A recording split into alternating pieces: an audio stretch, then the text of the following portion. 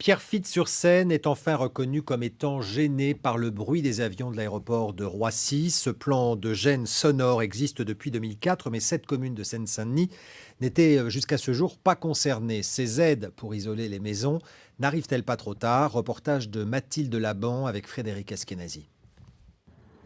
Juste au-dessus des têtes, les avions se suivent bruyamment et pourtant ici, il faut habiter au bon numéro pour toucher cette nouvelle aide financière. Jusqu'à 15 000 € pour du double vitrage et l'isolation du toit. C'est un peu absurde et c'est d'autant plus absurde pour les riverains qui ne comprennent pas que si vous êtes côté pair, vous pouvez bénéficier d'une aide. Si vous êtes côté impair, vous pouvez ne pas en bénéficier. Et c'est vrai que le bruit ne s'arrête pas aussi arithmétiquement que cela. Cette aide à l'insonorisation, les Fourquets n'y auront pas droit. Eux habitent à quelques mètres seulement de la zone subventionnée, comme si le bruit s'arrêtait à leur porte. Ça me gêne surtout la nuit, bien sûr. Sur le matin, ça n'arrête pas. Ils suivent les avions du reste. On est âgé et puis on ne veut plus rien faire maintenant. Du reste, on n'a pas tellement les moyens non plus. En théorie, 270 pavillons pourront bénéficier de ces aides. En théorie, car dans les faits, beaucoup de riverains n'ont pas attendu pour réaliser les travaux à leurs frais.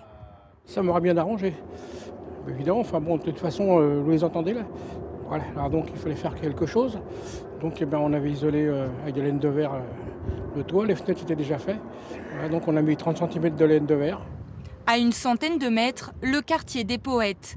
Sur le papier, ses habitants ont le droit aux subventions, mais tout a été démoli pour être bientôt reconstruit aux normes d'isolation phonique. Alors à qui profite ce plan qui vient d'intégrer 5 nouvelles communes? Il y a très peu de publicités qui sont faites par les mairies ou par Aéroports de Paris pour ces aides à l'insonorisation. Et donc il y a des gens qui ne connaissent pas leurs droits. Et puis vous avez la règle d'intériorité du plan d'exposition au bruit, c'est-à-dire si vous avez acheté votre logement alors qu'il y avait un plan d'exposition au bruit en vigueur, vous n'avez pas le droit à l'insonorisation. Donc effectivement, il arrive trop tard ce plan.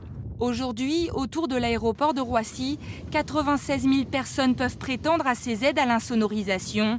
Pourtant, seuls 21 000 les ont déjà demandées.